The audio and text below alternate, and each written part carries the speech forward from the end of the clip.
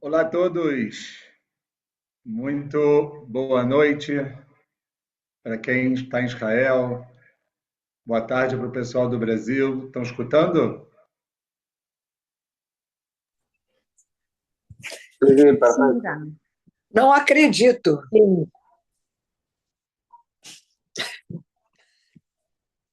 Não estou ouvindo.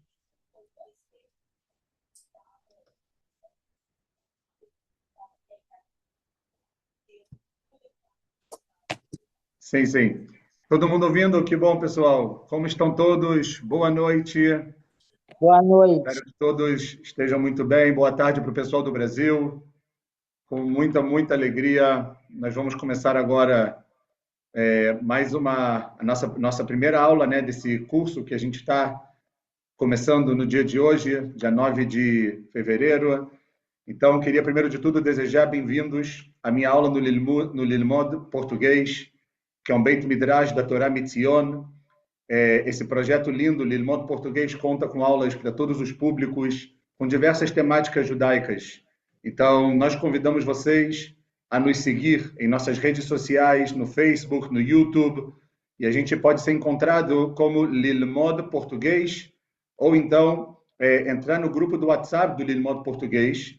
Se vocês ainda não fazem parte, a gente vai colocar no chat um número para vocês entrarem em contato, e aí vocês são, com isso, obviamente, adicionados ao grupo de WhatsApp. Então, todos 100% convidados, muito prazer para os que me conhecem, que estão aqui. Para quem não me conhece, queria só me apresentar em 2 minutos. Meu nome é Fábio Erlich, sou carioca da Gema, como se diz, vindo do Rio de Janeiro, há 11 anos, vivendo em Israel, com uma família, graças a Deus, na cidade de Modi'in, 4 filhos, e trabalho há alguns anos já na área de educação e responsável por alguns projetos aqui também em Israel, na cidade de Modi'in, numa yeshiva que também recebe público que fala espanhol, fala português, Yeshivat HaKotel, e a gente vai ter a oportunidade de estar juntos e ver pessoas aqui tão queridas que eu não vejo há tanto tempo, que foram minhas mestras no Brasil, com muita alegria. Muito obrigado de todos estarem aqui. E a gente vai, se Deus quiser, começar. Tudo bem? Bom, se tiver algum problema, se falhar alguma coisa na comunicação, peço, por favor, para vocês me avisarem. E como a gente fala, quando está todo mundo ok, parece que está tudo certo. Bom, eu vou compartilhar com vocês uma tela, tá bom? Porque eu preparei com muito carinho essa nossa primeira aula desse nosso curso. E ó, já está sendo colocado aqui no nosso chat o link para entrar no grupo do WhatsApp, o link para também acessar o YouTube. Então, eu peço a vocês para entrar, para, obviamente, ficar conectado a todas as aulas e tudo que a gente tem, tá bom? E a gente vai começar esse nosso primeiro curso sobre Purim. Quero só dar uma introdução em 2 minutos e aí vou compartilhar a tela com vocês para ficar tudo um pouco mais claro. Eu pensei muito em qual assunto começar. E como a gente sempre fala, nada é à toa, e não é à toa que a gente está às exatas 3 semanas de Purim. Daqui a 3 semanas, num domingo à noite, no caso, né, aqui em Israel já é segunda à noite, mas aí no Brasil ainda está na segunda, a gente vai estar comemorando essa festividade tão linda, tão bonita, que se chama a festa de Purim. Uma festa que tem muitos significados, uma festa que tem muitas explicações, tem muitas coisas práticas também.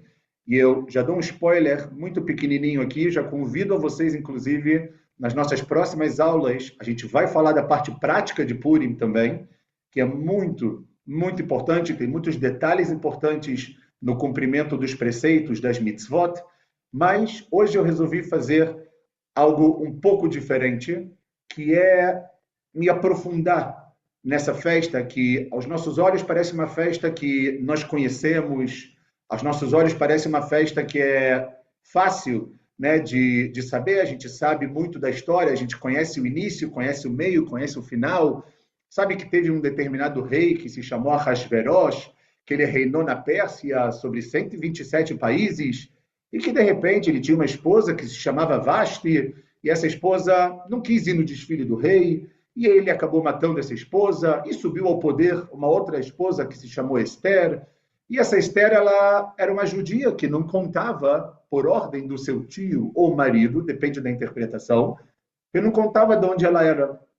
E depois a gente vê que sobe ao poder um homem chamado Aman, um perverso chamado Aman, que a gente inclusive tem o grande costume nas sinagogas, quando a gente está escutando a leitura, né, do rolo de Esther, da Megilat de Esther, a gente faz barulho para esquecer, obviamente, o nome dele, e a gente faz algo muito interessante. Aman, ele sobe ao poder, e nesse momento que ele sobe ao poder, parece que tudo vai por água abaixo. Ele tem um famoso decreto que nós conhecemos, o decreto de aniquilar, de exterminar todos os judeus, das crianças aos mais jovens, mulheres, não importa quem. Por quê? Por uma razão. Porque existe um homem judeu chamado Mordecai, que ele não se curvava perante Aman. Como assim? Quem é você para não se curvar perante a mim? E ele faz esse decreto ele cai no mês de Adar, ok?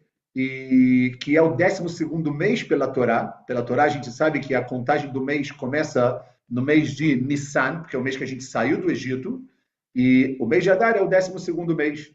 E no final das contas nós sabemos o que acontece na história. Esther, ela pede de alguma maneira para ser convidada ao Palácio do Rei, a gente vai falar sobre isso um pouquinho já já. O rei aceita, ela vai, tem um banquete, depois eles fazem um outro banquete no dia seguinte, e Esther fala, existe um homem que ele está, obviamente, querendo acabar com o meu povo, ela se revela, e ela fala, esse homem é Aman. E tudo vai por água, tudo muda, no final das contas, e o povo judeu recebe a possibilidade de se defender. E aqui vem a salvação que a gente conhece de Purim, tá bom? Então, eu agora vou começar a compartilhar com vocês. Um minuto.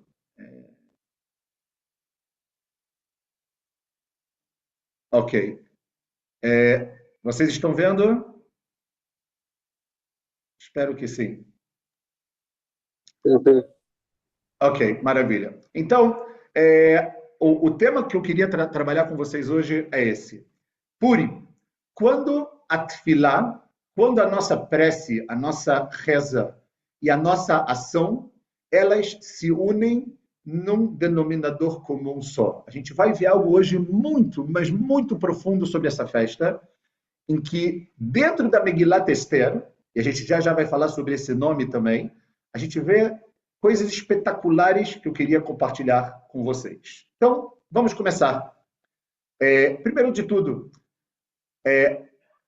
a própria Megilat Esther. Eu quero falar em alguns minutos sobre o nome dessa Megilá, que acredito que muitos conheçam essa famosa explicação, porque, antes de tudo, a gente tem que entender quem foi Esther.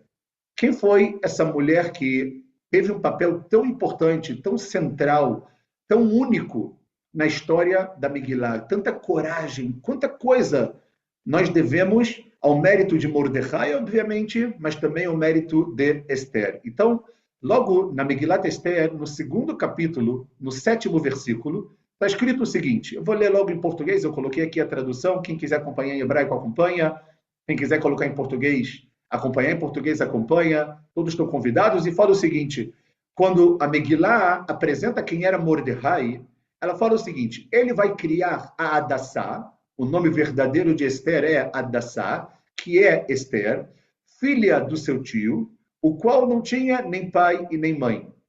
Ou seja, Mordecai cria Hadassá, cria Esther, ela não tem pai nem mãe, a moça era bela, ou seja, era uma mulher muito bonita, de porte formoso e boa aparência, e conta que, como morreu o pai e a mãe dela, Mordecai tomou ela como filha.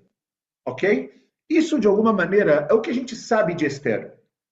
Exatamente isso, que ela era uma moça que não tinha pai e mãe, ok? E que ela foi tomada por Mordecai como filha. Que o Mordecai colocou ela dentro da casa dela. Por outro lado, a gente sabe também que todos os nomes, todas as palavras no judaísmo, elas têm um significado específico. Esther, como nós sabemos, como eu coloquei no 2º item, também vem da palavra Esther.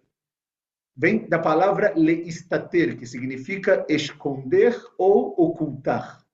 Ou seja, no próprio nome de Esther, a gente vê que tem uma essência dentro dela muito bonita. A essência que Mordecai, quando ela foi ao palácio do rei para poder tentar ser agora a nova rainha, Mordecai falou: você não pode falar et amá ve et moladetá. Você não pode falar nem de que povo você é e também da onde você veio. E a gente vê que Esther, ela oculta de onde ela veio, ela oculta quem ela é, e esse ocultamento dela é óbvio que levou ela a ser escolhida pelo rei, porque a Megillah conta que as mulheres, para poder se encontrar com o rei, elas passavam um ano se preparando. 180 dias em azeites, 180 dias, mais 180 dias depois, com perfumes e especiarias e tudo isso. E Esther, ela era Esther. Ela estava no papel dela, ela estava no lugar dela, que nós, obviamente, conhecemos. Além disso, algo muito interessante que também eu acredito que todos conheçam, mas para a nossa trajetória na aula de hoje vai ser bem interessante, que nós sabemos também que a própria Megillat Esther, ela é um livro muito importante que em nenhum momento aparece o nome revelado de Deus. E por isso, o nome de Deus em Megillat Esther também está o quê? Também está Esther, também está oculto. A gente presencia o tempo inteiro a mão de Deus, mas Deus ele está totalmente oculto. Existe uma Gemara, o Talmud. O Talmud é parte da nossa Torá oral, ok? Existe uma Gemara muito interessante que pergunta o seguinte: Esther minatorá minaim. Da onde vem o nome de Esther? Porque como nós falamos que o nome de Esther verdadeiro não era Esther, era Hadassah. Então, pergunta a Gemara, o Talmud, da onde vem? Da onde eu encontro esse nome de Esther? E a Gemara responde que existe um versículo no livro de Devarim, no livro de Deuteronômio, que lá está escrito Anochi astir et panai bayom ha'u. Porque vai ter um dia que Deus ele vai ocultar o seu rosto de todos nós. O que significa isso? Significa que, em muitos momentos na vida, em Megillat Esther, isso acontece de uma forma impressionante. Deus, ele segue o caminho, mas ele só não está revelado. Ou seja, e aqui vem a grande percepção que o ser humano ele tem que ter. Porque existem momentos como, por exemplo, a saída do Egito. Um ano que, por exemplo, nós ficamos presenciando milagres, 10 pragas, depois a abertura do mar. Deus está totalmente revelado. A abertura do mar, por exemplo, está escrito que nós chegamos a um nível de profecia tão grande. Por quê? Porque a revelação de Deus estava uau. Deus estava 100% revelado. Na semana passada também, nas sinagogas, nós lemos a porção de Itró, a porção que fala sobre o Ma'amad Har Sinai, o momento pelo qual nós recebemos os 10 mandamentos. E está escrito que esse momento foi um momento de revelação total de Deus. Então, existem momentos que Deus ele se revela de uma maneira completa, mas existem momentos na vida como um todo que nós sentimos Deus, mas ele está 100% oculto. Megillat Esther é um momento desses. É um momento que parece que tudo está dando errado, que tudo vai dar errado, que tem um decreto, mas no final das contas a gente vê que Deus ele oculta a sua face para poder fazer algo impressionante. Por que Deus oculta a sua face? Porque quando Deus se revela, ele tira o livre-arbítrio do ser humano de agir. O ser humano é dotado de o que a gente chama em hebraico Bichirat Hofshi. Ou seja, eu tenho a livre capacidade e possibilidade de escolher algo, só que quando eu tenho a revelação de Deus muito grande, o que acontece com esse livre-arbítrio? Ele vai por água abaixo, porque Deus está totalmente revelado. Ou seja, quanto mais revelação de Deus a gente tem, menos livre-arbítrio no mundo a gente tem. Por outro lado, quanto mais ocultamento de Deus a gente tem, mais livre-arbítrio a gente tem. Quando Deus ele se oculta, pessoal, ele está dando a possibilidade para nós agirmos.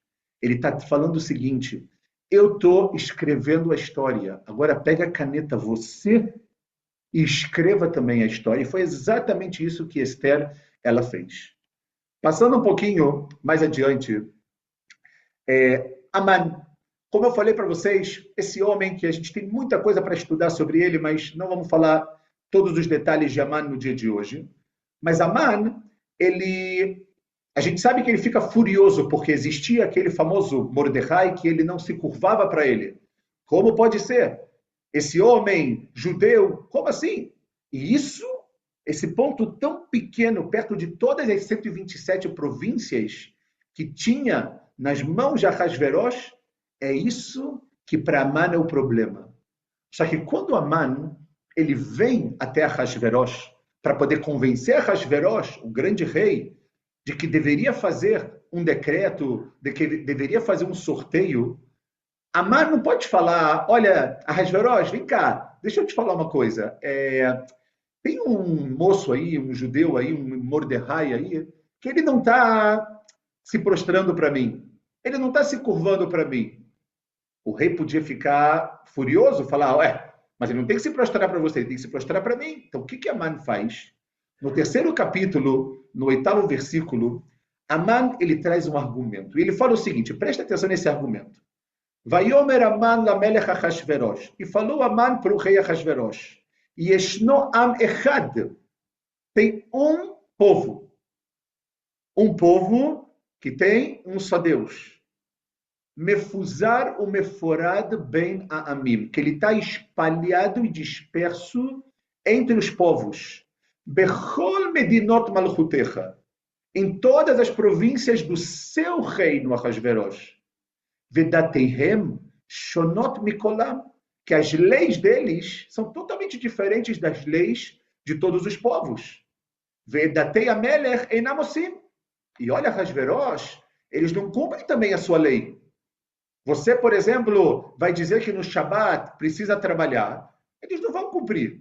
Você vai dizer que em Pesach, que é a festa deles, agora eles precisam, obviamente, participar de um banquete para comer. O que vai acontecer? Eles não vão comer, porque eles não podem comer pão. Então, eles não fazem suas leis, Ahasverosh. E aí ele fala, Velamelech en chove leanicham. O rei não merece tolerar eles. Ou seja, rei, eles só vão causar problemas. Daqui a gente vê algo muito interessante e muito forte que eu queria compartilhar com vocês, ok? A gente vê... אנחנו רואים במצגת את הראשון. את הראשון? כן, לא ראינו את השני, ועכשיו אני מבין שאתה מדבר על השלישי, נכון? תודה. וואו, דקה. למה? שנייה. עכשיו אנחנו רואים את השלישי. מה עכשיו? עכשיו זה הארגומנטו דו אמן. אוקיי. תודה, חיים. ממש תודה. סליחה. לא יודע מה קרה. Então, o que eu estava falando agora é exatamente o que está aqui na tela de vocês. Desculpa que não estava aparecendo. Então, o que acontece? Aman, ele pega algo muito pequeno que para ele se transforma em algo gigantesco. Isso vem, obviamente, de um ódio que ele já vem, não apenas dele. Aman, a gente sabe que ele é da descendência de quem? Da descendência de Amalek. A descendência de que nós temos a obrigação de Timche et zecher Amalek mitachat lashamayim. Ou seja, a gente tem que apagar a lembrança desse povo chamado Amalek. Por quê? Porque eles foram as pessoas que tentaram esfriar o nosso relacionamento com Deus. Quando a gente saiu do Egito, quando a gente estava no momento mais forte, mais alto, uma emuná, uma fé sem igual, vem esse povo e eles tentam esfriar a nossa relação. Eles tentam esfriar o nosso relacionamento. Então Deus ele fala E eles vieram, inclusive, também por trás. Deus fala, desse povo a gente tem que exterminar. E Amã é o homem que ele é dessa descendência. Então, ele pega algo pequeno, ele pega algo que um homem das 127 províncias não se prostra para ele, e ele transforma isso no quê? Num argumento. Eu não preciso falar para vocês que, ao longo da história, nós, infelizmente, tivemos outros Amanim que aconteceram. Seja na época das Cruzadas, seja na Inquisição na Espanha, que começou no ano de 1492, seja no Holocausto, ou seja, você pega algo pequeno e você transforma aquilo numa verdade. Você argumenta baseado no ódio, baseado num ódio que não tem fundamento nenhum. E aí ele vem para Ahasverosh e ele convence ele, fala, olha, Ahasverosh, não vale a pena ter esse povo. Para que você vai ter esse povo aí com você? Eles só te trazem problema, eles não vão cumprir nada do que você faz. Então Ahasverosh pensa diferente. E aí começa o que eu quero compartilhar com vocês agora, o próximo slide, que é o início da salvação.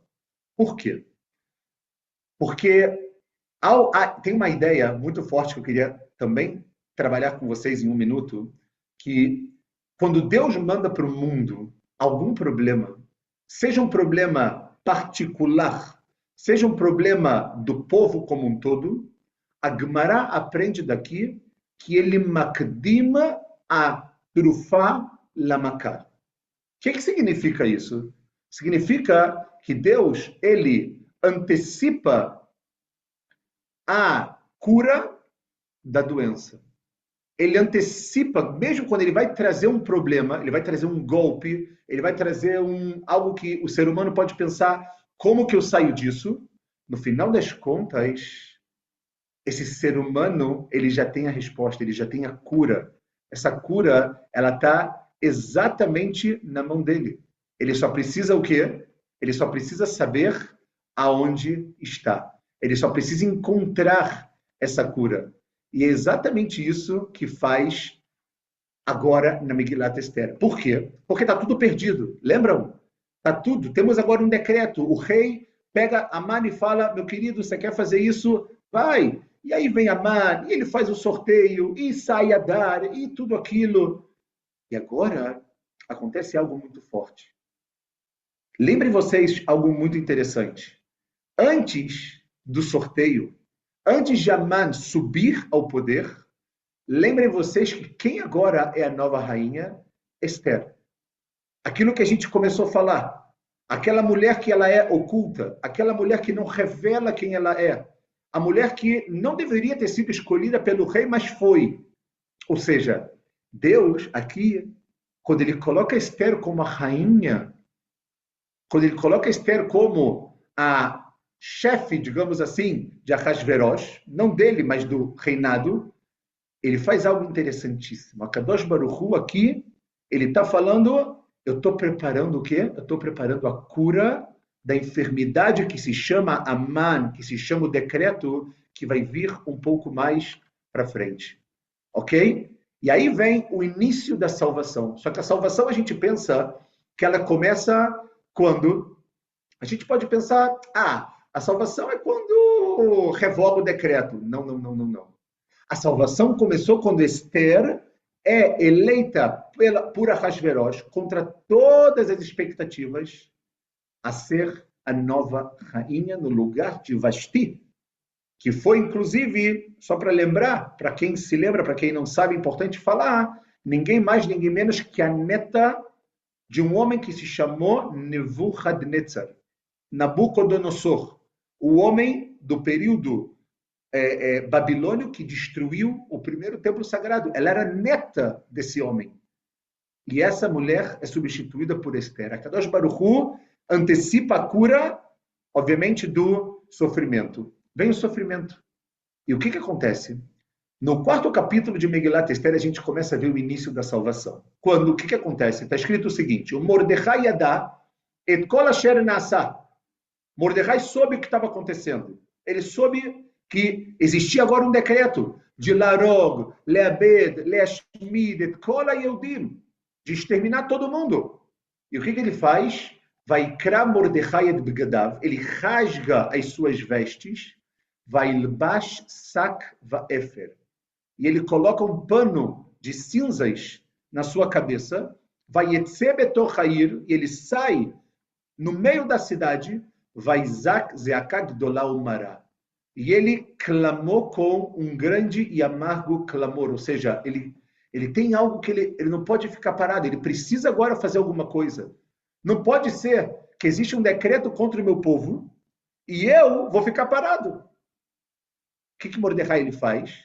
Ele não senta e chora. Ele se enluta de ter escutado o que estava acontecendo, mas Mordecai, o que ele faz? Ele vayetze betorchair, ele sai, ele participa, ele age, ele vê que Deus está oculto, ele entende que isso vem de Deus, como a gente falou, mas ele sai. Agora, e o que ele faz? Vayavó ad lifnei sha'ar hamelech. E ele chegou até o portão do Palácio Real. De novo, ação. Que ele lavou el sha'ar hamelech belevush sak, porque não pode chegar no Palácio Real com aquela roupa toda rasgada. O bechol medina o medina, makom asher dvar hamelech vedato magia. Evel gadol hayehudim, vetzon ubechi umisped sak vaefer yutza larabim.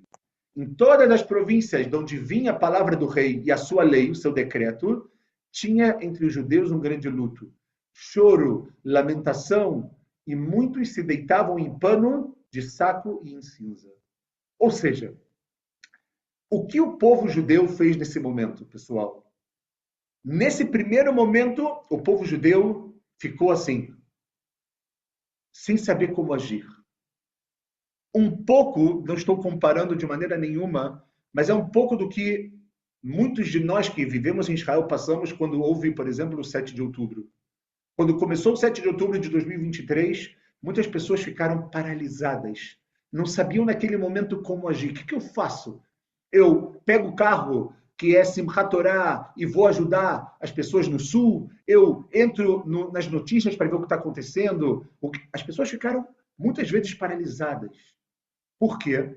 Porque quando a gente ganha um golpe, quando a gente pode até chamar, num bom português, como se fosse um tapa na cara, a gente fica paralisado. Mordecai, e a gente vai ver isso já que Esther também faz isso. Mordecai, ele tem o seu momento de de ficar paralisado, de sentar, de chorar, de colocar cinzas na sua cabeça como sinal de luto, mas o que ele faz? Vayetze. Ele sai, ele age. E o que ele faz também? Com isso, ele também tem a Zeakah Gdolá, ele clama, toda a ideia da tefilá, toda a ideia do pedido para Deus, e ele vem até o portão da cidade para fazer algo. Porque não pode ser que eu estou recebendo isso e eu vou ficar nesse momento completamente parado.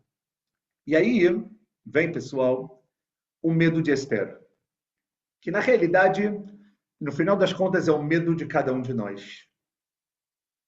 Nós analisamos a Megilat Esther e a pergunta que nós temos que nos fazer é: e o que eu tenho com tudo isso? O que isso me traz? O que essa história traz para a minha vida hoje, no ano de 2026, 5.786? Por que ela é relevante para mim? Então, olhem que coisa sensacional que eu separei aqui para vocês. Esther, no mesmo capítulo, né, Mordecai ele vem, e aí ele vem, ele fala com Esther, e aí Esther, ela vira para Mordecai e fala o seguinte: todos os servos do rei e o povo das províncias do rei sabem que para qualquer homem ou mulher, para ser chamado para entrar no palácio do rei, ele tem que ser convidado. Se ele não for convidado, sentença de morte. Ok? Se o rei não convida e você aparece na porta dele, sentença de morte. Tem uma exceção só. Se o rei ele fizer o quê? Se ele estender para ele o cetro de ouro. Aquela famosa bengalinha lá que o rei ele usava para que essa pessoa viva. Se a pessoa chegar lá e o rei esticar isso, significa que ela vai viver. E ela fala algo para Mordecai muito forte. Durante 30 dias, nos últimos 30 dias, eu não fui chamada para entrar na casa do rei. Ou seja, a porta da casa do rei está fechada para mim. Ele não me quer do lado dele. Então, pessoal, o que a gente pensaria? Se nós estivéssemos nessa situação, se nós olhássemos para isso, o que a gente faria naquele momento? Possivelmente, o medo ia dominar a gente, como domina muitas vezes, e a gente ia falar, se ele não quer que eu esteja aqui, eu não vou entrar. Se ele não quer... Mas, por outro lado, existe um perigo. Por outro lado, existe algo que, se não for feito alguma coisa na qualidade da rainha Esther, tudo vai por água abaixo. Nada vai dar certo. Mas ela tem medo. Ou seja, ela tem medo que é algo totalmente natural, algo que é totalmente humano, algo que é totalmente compreensível, mas esse medo não deixa ela não agir. Pelo contrário, esse medo dá a ela o quê? Força para agir. Por quê? Porque ela sabe que ela não está agindo apenas para ela. Ela está agindo em prol e para o povo de Israel. E está escrito que quando o ser humano age na sua vida, Lema'an am Israel, não tem como voltar vazio. Ele age em prol para o povo, então o medo, ele também é dominado. Eu posso falar para vocês de exemplos e exemplos desses 2 últimos anos da gente, de alunos meus que saíram, entraram em Gaza e entraram dentro da Síria, entraram dentro do Líbano, e eu, toda vez, antes deles irem, além de eu, obviamente, desejar boa sorte e tudo isso, eu perguntava para eles algo, porque é muito importante, eu perguntava, você está com medo? E todos eles falavam, óbvio que eu estou com medo, porque se o aluno, ou se a pessoa responde que ela não tem medo, tem alguma coisa errada. Mas eu sei que eu estou fazendo a coisa certa para o meu povo. Ou seja, existe uma situação, mas essa situação, esse medo, esse sentimento, não vai te frear, não vai te brecar, não vai te fazer não agir. E Esther também tem esse medo. Só que esse medo, como eu falei, ele não se transforma numa ação de ficar completamente parada. Quando Esther fala isso para Mordecai, Mordecai dá para Esther uma resposta que eu quero que vocês olhem essa resposta não como a resposta de Mordecai, que obviamente foi o que aconteceu, mas como a resposta de Hashem para uma situação como essa. Vayomer Mordecai leashiv el Esther. Mordecai pediu para que as pessoas fossem até Esther responder, porque eles se falavam por intermediários. Mordecai ficava no portão do rei, e ele vinha intermediários e levavam essa informação. Fala o seguinte, Artedami benasher, não imagina que porque você está na casa do rei, só você vai escapar. Ou seja, tem um decreto, Esther. Eu estou te dizendo que tem um decreto. Não ache que por você viver na casa do rei, que você vai ser salva. Porque muitas pessoas, pessoal, e Mordecai aqui dá uma lição muito importante, muitas pessoas tendem a pensar o seguinte, se eu estou bem, para que fazer algo pelo outro? Se o meu eu está ótimo, então muitas vezes, para que sair da minha zona de conforto? Não é verdade? Ou seja, se eu estou ótima, Esther, até como uma crítica, quem somos nós para criticar Esther? Mas a Mordecai fala isso para ela, Esther, você acha que porque você é a rainha, não vai acontecer nada com você? Você acha que não vão descobrir no final que você é judia e também vão matar você? Não ache que você não vai estar dentro disso. Por quê? Porque ele fala o seguinte, Im acharesh tacharishi, se agora você se calar, se agora você não falar nada, o que vai acontecer? Ba'et zot revach ve'atzala yamod layehudim mimakom acher. Eu estou te garantindo que a salvação e vai vir para os judeus de um outro lugar, mas você vai perecer. De você alguma, ou seja, você precisa fazer algo, Esther. E aí ele fala, o miodea imleet bazot igat la malchut. Quem sabe, Esther, você só não chegou a ser a rainha por causa desse momento.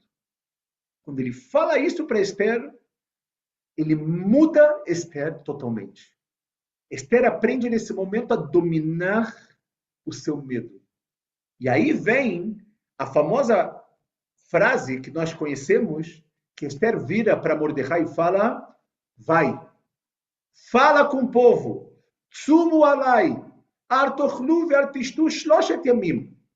Não bebam e não comam por 3 dias, jejuem por 3 dias. Esse é um dos sinais também, uma das razões pela qual nós, na véspera de Purim, também jejuamos. Não da mesma maneira, não são 3 dias, é no dia anterior, do momento que amanhece da véspera de Purim, que nesse ano vai ser no domingo, até o anoitecer, em lembrança do jejum que Esther mandou Mordecai fazer. Ou seja, a gente vê aqui que Esther, ela consegue controlar o seu medo, ok? E ela agora faz algo impressionante, que é a ação. A ação, como eu disse para vocês, Lech Knosset Kol HaYodim, reúne todo mundo.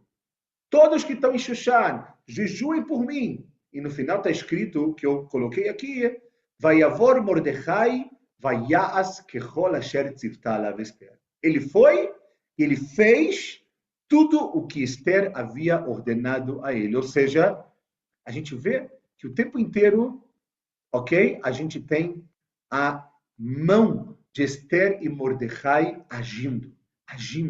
Não ficar parado. Não deixar que o medo vai dominar você. Porque se o medo te dominar, provavelmente você vai paralisar e você não vai poder fazer nada. Não. Deus, quando ele se oculta, ele coloca para você a oportunidade de agir. Ele coloca para você, para cada um de nós, até nos dias de hoje, a possibilidade de fazer algo. E aí vem a grande resposta do rei. Uau! A pergunta é, que rei? Rei Ahasverosh, na época da Megilat Esther, ou o rei, como a gente fala, Melech Malchei Melachim Akadosh Baruch Hu, rei de todos os reis, que a gente está falando de Deus. Olhem que coisa interessante. No Esther, como nós sabemos, ela faz o seguinte. No terceiro dia, Esther, o que ela faz? Ela coloca Malchut. Vatilbash Esther Malchut. Ela não coloca uma roupa qualquer.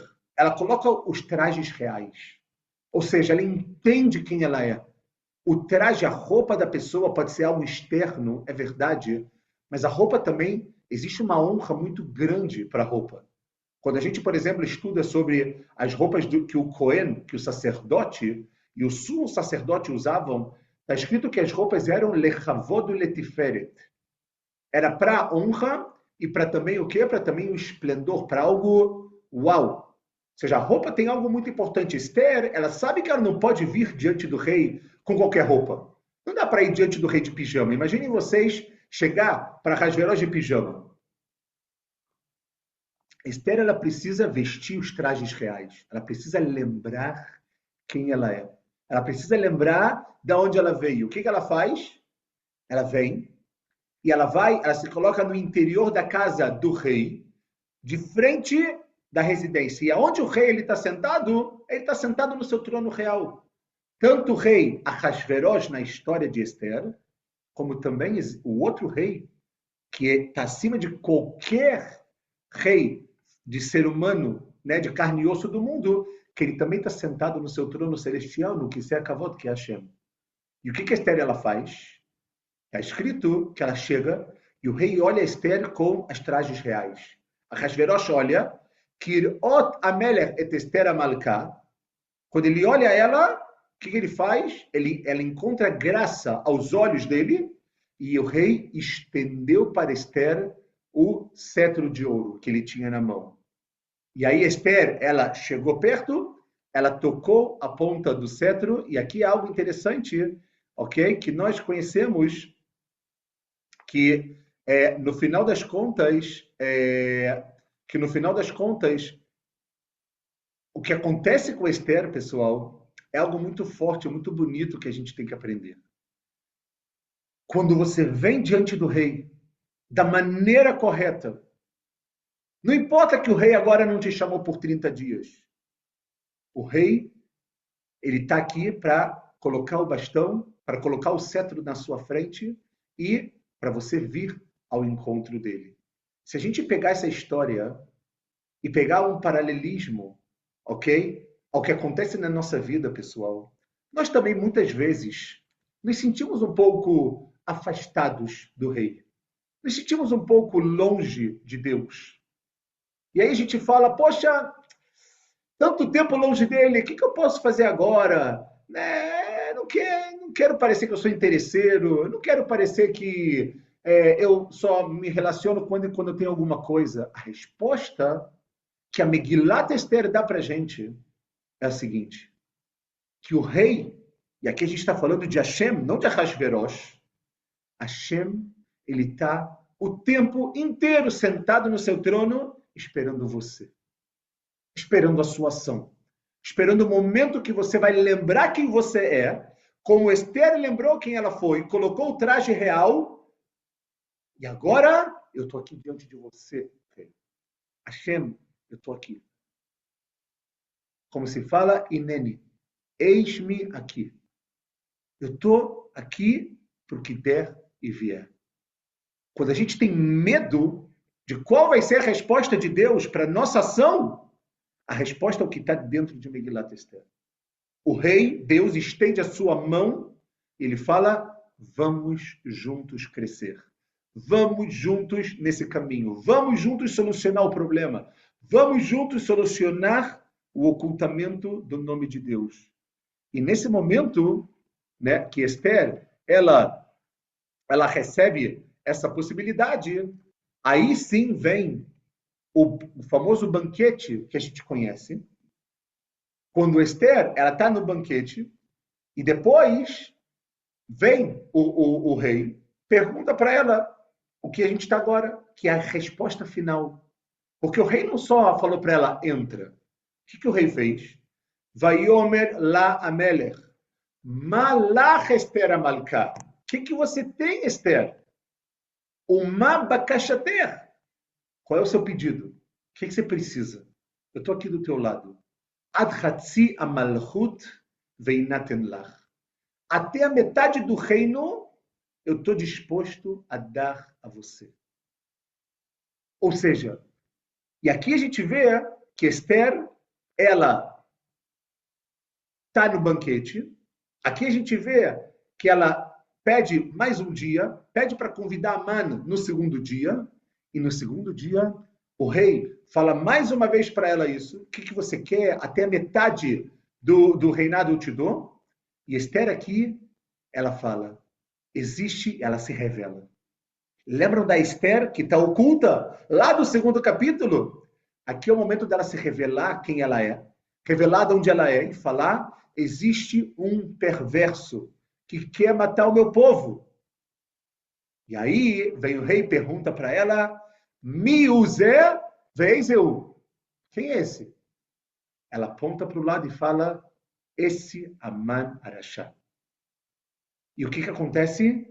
O rei dá a permissão para Esther de emitir agora decretos para todas as províncias da Pérsia, de Shushan e de toda a Pérsia, que os judeus agora têm a possibilidade de quê? Têm a possibilidade de se defender. Que eles podem se defender. Pessoal, a gente está no final. Eu vou tentar terminar, se Deus quiser, em 5 minutos. Mas o que eu queria mostrar para vocês é que, no final, nós temos também um despertar. Nós temos também um momento que parece que Deus dorme, parece que Deus, por tanto estar oculto, ele acaba, parecendo que ele não está ali, mas ele desperta. Existe o que a gente chama do despertar de Deus. Só que o despertar de Deus é muito importante que ele aconteça quando nós também podemos despertar. O despertar de Deus da história de Esther, que a gente vai ver agora, por que ele foi possível? De novo, só para ficar bem claro, Deus não precisa despertar. Deus não dorme. Nós falamos isso no capítulo 121 do Teilim, dos Salmos. E neloyanum veloishan shomer Israel. Ou seja, Deus não precisa descansar, não precisa dormir. Ele é o nosso guardião. Só que, para agora, Deus prover a salvação para o mundo, você tem que despertar no mundo físico. Para que haja o despertar no mundo espiritual, o que a Kabbalah chama de Itoreruta de Leila, a Itorerut de cima, você tem que ter Itoreruta de Letata, você tem que ter também o despertar aqui nesse mundo. E como vem na história de Purim essa salvação? Vem quando Mordecai e Esther, eles resolvem agir. Eles não ficam parados. Ação, agir, procurar solução, procurar como fazer. E qual é a resposta de Deus? A resposta de Deus é exatamente essa. Entre uma noite e outra do banquete que eu contei para vocês, está escrito no capítulo 6, Balaila Aú. Naquela noite, o rei perdeu o sono. O rei, Ahasverosh, mas a Kadosh Baruch Hu também, ele estava acordado, ok? Para poder trazer para o mundo a salvação. E o que acontece? Que Ahasverosh pede para trazer o livro das recordações, das memórias, e lá ele lembra que Mordecai salvou a vida dele de 2 pessoas chamadas Bigtan Vateres, e ele vê que ele não pagou nada para ele, não recompensou ele da maneira adequada como ele deveria ter recompensado. E agora, o que acontece? Vamos então recompensar esse homem. No exato momento, Aman está entrando. Aman, o que você faria com quem precisa de uma recompensa? Aí Aman, né? O rei está falando comigo. Eu colocaria ele num cavalo e etc. Ele faz exatamente isso com Mordecai. E aí a gente conhece o que acontece. Mordecai em cima do cavalo, Aman puxando ele, e aqui começa o que a gente chama da caída de Aman. A subida de Aman acontece, mas a caída ela acontece muito maior quando, obviamente, todos nós conhecemos a história, quando Aman acaba, obviamente, morrendo, e seus filhos também acabam morrendo, e o que acontece? O que a Megillah descreve para a gente, no capítulo 8, é o que está no finalzinho aí do que vocês têm, que Mordecai yatzá milifnei amelech, Mordecai saiu diante do rei, bilvush malchut, com uma veste azul celeste, uma veste real. Lembrem vocês, como Mordecai estava alguns capítulos atrás, vestido o quê? Uma roupa rasgada, uma roupa de luto, com cinzas na sua cabeça. Agora Mordecai agiu junto com Esther. Deus trouxe para o mundo a salvação, agora é o momento de botar a roupa real. E o que aconteceu? La Yehudim ayetá orá vesimcha vesasson vikar. Que para os judeus houve felicidade, alegria, regozijo e honra. E assim no final a gente vê como tudo o que parecia, né, inicialmente perdido, ele se transforma em uma salvação. Ele se transforma, no final das contas, em algo que o ser humano, em Megilat Esther, precisou entender que se ele não fizesse nada, Asmili, quem vai fazer por mim? Eu preciso fazer. Porque quando eu faço, eu desperto, vou despertar nesse momento digamos assim, a salvação de Deus que já está nesse mundo, mas ele precisa, como eu coloquei no início, que tanto a ação quanto a tefilá, quanto a prece, elas se unam. E é por isso também que Esther, antes de entrar no palácio do rei, existe um costume muito interessante, muito bonito, eu vou falar disso, se Deus quiser, na nossa sequência das segundas-feiras, de que Esther ela recitou o capítulo 22 do livro de Tehilim, que está escrito Lamnatseach alayelet hashachar, Hashem Hashem lama azavani. Ela pede para Deus e fala: Deus, por que você me abandonou? Eu estou agora prestes a entrar na porta de Acasveroz, na sua porta, rei. Não me abandona. seja, faça com que a minha ação, no final das contas, vale a pena. E Deus dá a resposta para Esther. Se a gente for parar para pensar um pouco, ao longo de toda a nossa história, desde que nós somos conhecidos como povo, a gente vê a importância que tem desse shiluv, dessa junção da parte espiritual, tefilá, rezar, pedir, estudar, crescer espiritualmente, mas não tem como deixar de lado a ação. Não tem como deixar de lado o material, porque eu preciso disso. Se o povo judeu naquele momento ficasse parado e não fizesse absolutamente nada, provavelmente a gente não ia estar aqui hoje contando a nossa história. E a prova que a gente tem disso também é com Moshe. Há 2 parashiot atrás, Parashat Beshalach, e com isso eu termino, Moshe Rabbeinu, ele estava, o povo judeu estava de frente para o mar. Olha para frente, mar. Olha para trás, os egípcios perseguindo. Vem Moshe, coloca as mãos para os céus e fala, Nu, Hashem, ajuda. E a Kadosh Baruch Hu vira para ele e fala, Moshe, não estou entendendo. Matitzak elai. O que você está gritando, Moshe? O que você está agora rezando? Daber el Bnei Israel veissal. Vai, parte. É o momento de seguir. Não é momento agora de parar. Segue, junta a ação com a tefilá, o material com o espiritual, e é exatamente daqui que vem a salvação. Qual é a consequência disso com Moshe? A abertura do mar. Os egípcios foram totalmente afogados no mar, e a gente tem a nossa grande salvação e a comemoração da festividade de Pessach, né, tanto no primeiro dia quanto no 7º, mas que também tem uma analogia muito grande com o que a gente viu a partir de agora em Purim, e que a gente tem que usar para a nossa vida. Então, só para resumir, nós vimos que qualquer problema que nós temos na nossa vida, a solução já se encontra no mundo.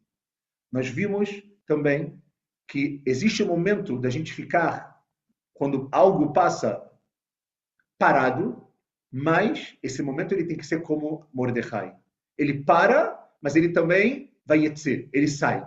Ele vai buscar solução, ele vai fazer alguma coisa, ele vai falar com a rainha. E a rainha também, ela tem medo, mas o medo não domina ela.